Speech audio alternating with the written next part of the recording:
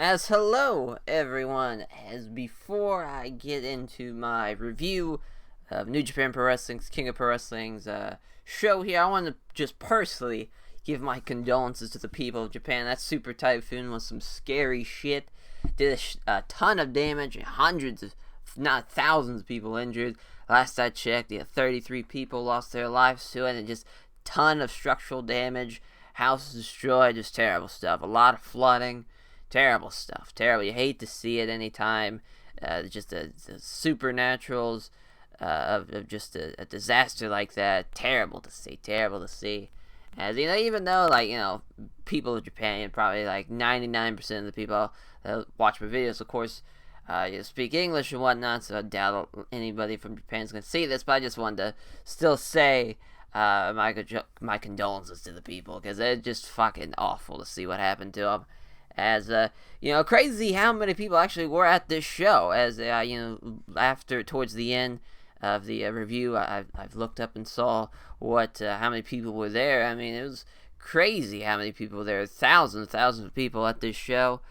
You figure there'd be some type of transportation issues for people, but speaking of transportation issues, Zack Sabre Jr. and Jon Moxley couldn't get to the show. New Japan stripped Jon Moxley of his U.S. title. They've done this before, where guys, if they can't make the show, they'll strip the title. The 2015 Togi Makabe had the flu and missed a never open weight title match, and New Japan just fucking stripped him of the belt. I see both sides of the argument here. On one hand, they could have just changed the card around, made it something to a tag or a singles match like Juice Robinson, Lance Archer, which ends up being the title match. They could have just made that a non-title, and the winner of that takes on Jon Moxley. Especially with a typhoon hitting, and been that's the transportation issues. A couple of guys couldn't get to the show. But on the other hand, the office did book a title match, and goddamn it, the people who bought their ticket with their hard-earned money, they're gonna see a title match. You could see it from both sides.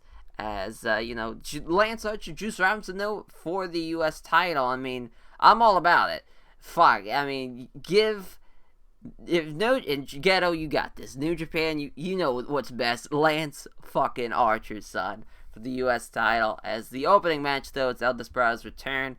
It was going to be the scheduled 6-man, but, with, it's now a tag. It's El Desperado and Kanemaru taking on Roppongi 3K of Sho and Yo, as Doki replaces Zack Sabre Jr. later on in the later 6-man tag featuring Suzuki Gun, while Rock gets no match for him. So Suzuki Gun attack Roppongi 3K during their entrance. German suplex with a bridge from Sho. Kanemaru kicks out at 2. Whiskey shot from Kanemaru, and the Pinche Loco from El Desperado, and he gets the win, kind of basically a fallen, the one wing, oh my gosh.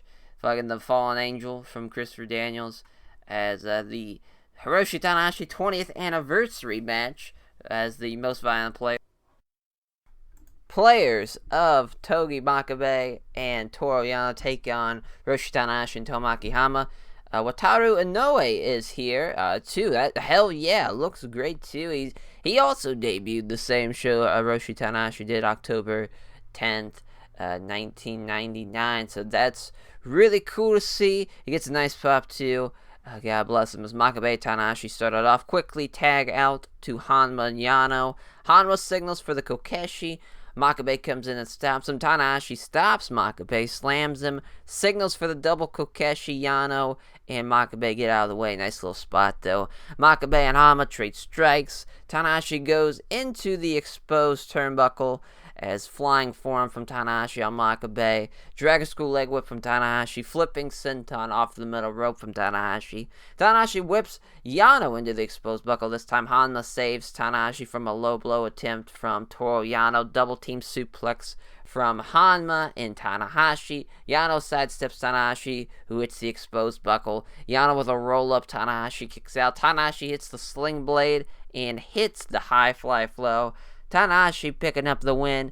Obviously, no surprise, Tanahashi gets the win, but didn't think it'd be a pin on Yano, though. It doesn't really matter, I guess. Figured they would have played off of the 20 years, avenging the win type of thing off Makabe. But, either way, you get it. Tanahashi opens up the ropes for Wataru Inoue. Great stuff there. Love these anniversary matches, anniversary shows for wrestlers. Such an awesome, amazing tradition that Japanese promotions do. It's great stuff. Great stuff. It shows that also the promotion cares about them. Kind of, obviously it's with in America and stuff like that. It's really just kind of heartless with the promotions. It's all about the same shows, the pay-per-views and whatnot, same Raws and whatnot. It's always just the same. It's nice change of pace to give showcase to the guys. As the next match, Taichi and Doki taking on Shingo Takagi and Tetsuya Naito. This would have been 6-man tag. Dropped it. It made it just a tag between these two. As they go to the outside, Taichi hits Naito with a chair. Shingo murders Doki with a standing lariat. Taichi rips his pants off as then Naito ducks the kick. Step up tornado DDT on the ropes from Naito. Gory bomb from Shingo. Running lariat from Shingo on Doki. Taichi hits Shingo with a mic stand as DQing the match. Then Taichi fucking drills the ref with the mic stand. Naito convinces Taichi to drop the mic stand, goes for the Destino. Taichi reverses, drills him with a Saito suplex. There's awesome stuff there. Awesome sequence. Then super kicks Shingo. Hits Naito with the last ride powerbomb. Doki counts a 3 count. Again, great stuff. Perfect. It did its job. Builds Naito and Taichi for power struggle. And now it's fucking time for Liger and Suzuki. Heavyweight Jushin Liger. The look from this match, fuck yes, son. Didn't even cross my mind he would do the heavyweight Liger look, which a lot of people is just like, oh, it's just not Liger without like the top, but it's still awesome. It's kind of from the early 90s, I'd say, early mid 90s, when he was kind of during his first heavyweight run, to kind of give Liger a new look and kind of a serious look. He just started rocking that and was doing a lot of strikes and whatnot, showing off kind of his grappling background too, kind of MMA before it was really MMA. Well, it's still, MMA kind of really started in kind of the early and mid 90s. So it's that MMA kind of type of style he would do was really what the heavyweight Jushin Liger really was all about. Is Tanahashi locked in on commentary when they show him. For Liger being in his mid 50s, I think he's 54. Honestly, brother's in great shape. I mean, he's compared to a lot of 54-year-olds out there. He's in fucking awesome shape and could rock this look, that's for sure. Liger wanting Suzuki to get in his guard. All right, you're just asking to get stretched out here. And now it's all fun and games, but if this was a shoot, Suzuki would make him tap in like 10 seconds, like what really happened. As Suzuki then wants Liger in his guard, they kind of trade those spots. Liger rolls through a triangle hold. Suzuki gets to the ropes as Suzuki gets a chair on the outside, throws Liger into the barricade. Suzuki just hits Liger in the back a handful of times with a chair. Just Christ, not many 50-year-olds, 50-plus-year-olds even at that, getting destroyed by chairs. Fucking brutal. As Suzuki tries to unmask Liger, hanging armbar using the ropes. Shote in the corner from Liger. Suzuki runs into a Shote in the middle of the ring. Liger stretches Suzuki the fuck out. Suzuki gets out of it, locks in a sleeper hold. Crowd gets behind Liger. Suzuki stands up, goes for a got-style pile driver. Liger blocks it, hits a backdrop. Luthez press from Liger. Suzuki kicks out at 2. A fucking perfect brain buster. Holy shit. Suzuki kicks out. I mean, fuck. There is no way a guy in his 50s could deliver that perfect then fucking Jushin Liger, man. He's the fucking best. I mean, it was perfect. I thought I was watching fucking 1992 Jushin Liger. I mean, he nailed that shit. I couldn't believe how awesome that brainbuster was. Liger and Suzuki trade bomb strikes. Suzuki hits his pile driver and he gets the win. Suzuki getting the win to silence just kind of shows how much the crowd just loves Jushin Liger. As what a match. Enjoyed the shit out of it. Post-match, Suzuki goes to murder him with a chair, changes his mind, and bows to a fallen Liger. Just tremendous stuff. Bunch of misty-eyed people in the crowd there. I mean, just a great shot. And people brought the tears over it. Just amazing stuff. Liger refusing to win anything on this farewell tour is incredible. Just great stuff here. As we go to these two great men, all-time legends to this slapdick El Phantasmo. It's El Phantasmo versus Will Ospreay, IWGP Junior Heavyweight title match. Nice to see Ospreay having his theme not blocked anymore. Good shit. One of the best themes in the wrestling world right now. As both men trade chops, El Phantasmo with a nice run off the ropes, falls up with a fake out Superman landing that Ospreay does that gets a nice little pop. Ospreay, it's a Sasuke special. El Phantasmo throws a chair at Ospreay. Ospreay and ELP fight onto an emergency exit kind of walkway, kind of above the doorway, and just really scary. You drop and someone does fall. Hate getting blinded by the spotlight though, as it was right behind him and just kept on fucking blinding whoever's watching the show. So that kind of sucked. Ospreay leaps to the railing on the side as El Phantasmo drops him off that railing. Then Phantasmo leaps off the top of the exit with a crossbody onto Will Ospreay and Yota Tsuji down below. Crazy spot. They get back in the ring. Trio Woe as just baseball slide drop kick from in the corner from ELP. He leaps up and drives his foot into Ospreay's dick and balls. Just terrible to see. And then spider suplex him. Ospreay backhand spring overhead kick from Will Ospreay. Crazy sequence from Will Ospreay. El Phantasmo kicks out at 2. A diving ace crusher from the railing off the apron from Will Ospreay. Cool as fuck to see. They get back in the ring. Shooting star press from Will Ospreay. ELP kicks out at 2. An Os cutter. Taiji Shimori comes down and pulls the ref out at 2. Goes to hit Ospreay with a junior belt. Rob Eagles comes out. Springboard drop kick. Falls up with a tope. And takes out Ishimori. Low blow from El Phantasmo, followed up by hitting Ospreay with a belt. A top rope body splash. Ospreay kicks out at 2. Cheeky Nando spot from El Phantasmo. El Phantasmo with a cutthroat back neck breaker off the top rope, well, really off the metal rope, as Ospreay kicks out at 2. Styles Clash from El Phantasmo gets a huge pop. Ospreay kicks out. El Phantasmo goes for the one-wing angel. Ospreay rolls through with a pin. El Phantasmo kicks out. Standing Spanish fly. Both guys stay down the mat. They get back up. They trade strikes. Question mark kick. The running flipping DDT that Ospreay does. El Phantasmo kicks out. Phantasmo goes for a Super Rana. Counters. Ospreay counters with a power bomb. Crazy fucking stuff.